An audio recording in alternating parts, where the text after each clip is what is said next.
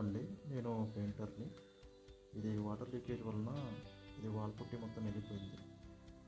దీన్ని మళ్ళీ రిపేర్ చేసి వాల్ పుట్టి అప్లై చేసి మళ్ళీ 2 కోట్స్ కలర్స్ వేసి ఇచ్చాము.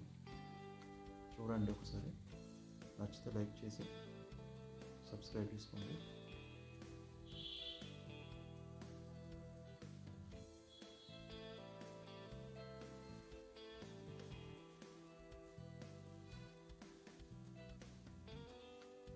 ఇది రిపేర్ చేసి పెయింట్ వేసామండి.